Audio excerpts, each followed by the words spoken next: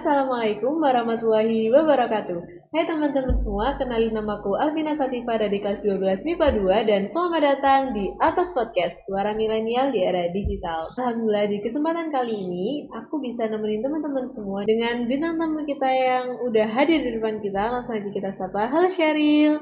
Halo semuanya, Apa kabar nih Sher? Alhamdulillah kabar aku baik banget nih. Kamu sendiri gimana? Aku juga baik banget dong. Tak kenal maka tak sayang. Jadi nggak afdol dong kalau misalnya Sheryl belum berkenalan diri. Jadi Sheryl silahkan berkenalan diri dulu. Jadi perkenalkan, namaku Sheryl Laisa dari kelas 11 MIPA 1 di SMAS Al-Multazam. Aku dapat informasi tentang kamu nih Sheryl. Katanya Sheryl ini adalah seorang bibliophile atau kalau mungkin teman-teman belum tahu, bibliophile adalah salah satu julukan atau istilah yang diberikan kepada orang-orang yang suka banget baca buku, gemar banget mengkoleksi buku. Pokoknya cinta banget deh sama buku. Emang Sheryl secinta itu sama buku? Aku memang suka banget sih baca buku. Tapi biasanya kalau mau beli buku, aku masih suka milih-milih dan mikir-mikir dulu. Mikir? Ya, mikirin kantong dong, mikirin Oh gadget iya gitu. jelas karena kita bukan avatar yang bisa Nah, membeli semuanya ini bener sesuka hati banget. kita gitu ya kan. Ngomong-ngomong tentang buku juga nih kan sekarang kita hidup di era 5.0 ya di mana teknologi itu sudah menjadi kebutuhan gitu ya. Dan sekarang juga udah muncul kayak misalnya e-book atau juga platform-platform digital yang memudahkan kita sebagai pembaca untuk mengakses buku-buku yang ingin kita baca.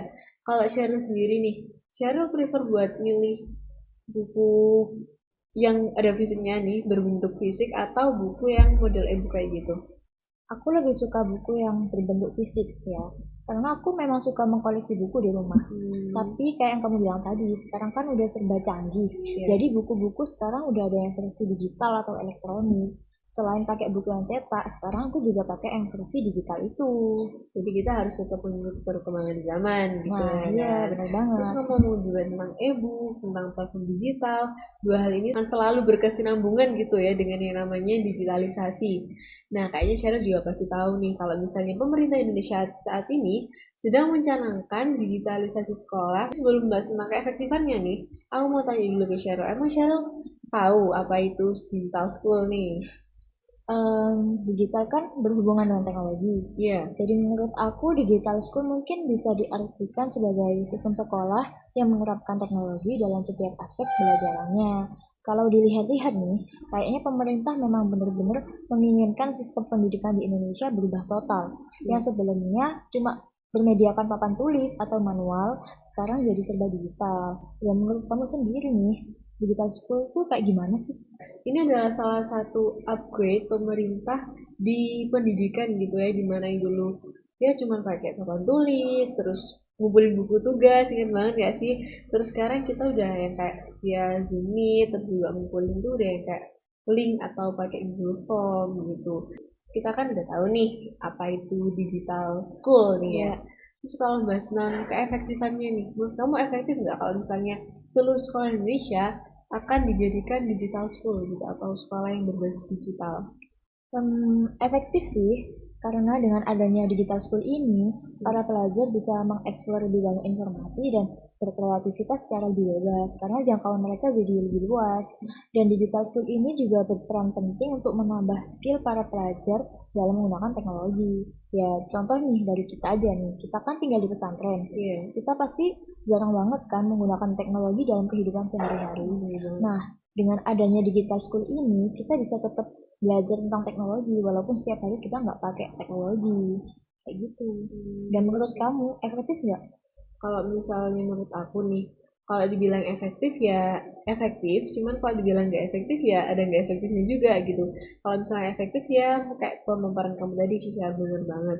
Cuman nggak efektifnya tuh akhirnya tuh generasi muda sekarang tuh kalau misalnya aku lihat ya nih dari diri aku sendiri ya, aku ngaca dari diri aku sendiri, itu juga kayak yang lebih menggampangkan gitu loh, kayak semuanya ada serba instan jadi ada udah gampang gitu kan. Terus yang paling buruk nih, yang paling buruk tuh akhirnya kita tuh jadi kecanduan gadget. Jadi di mana-mana harus pegang gadget, di mana-mana pokoknya gadget, gadget, gadget gitu. Sampai mereka tuh seakan-akan tuh kayak lupa gitu loh kalau mereka itu adalah makhluk sosial di mana mereka juga membutuhkan sosialisasi atau saling tegur sapa dengan orang-orang di sekitarnya kayak itu, dan itu kayak bad juga sih. Kalau misalnya tentang digital school nih, Kamu sekolah kita udah masuk nggak dalam kriteria itu? Udah masuk dong. Kan setiap kelas di sekolah kita udah pakai LCD proyektor lengkap dengan sound systemnya. Sekolah kita juga udah punya 2 lab komputer yang bisa diakses internet dan jaringan wifi yang tersebar di seluruh area sekolah.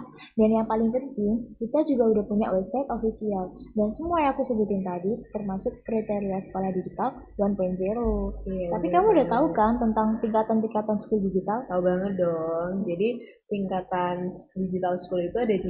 Yang pertama yakni 1.0, seperti yang kamu parahkan tadi, di mana sekolah tersebut memiliki sarana dan prasarana untuk menunjang kegiatan belajar mengajar gitu ya, kayak LCD proyektor, terus banyak hal ya, kayak lab komputer juga. Terus juga mereka tuh punya website official.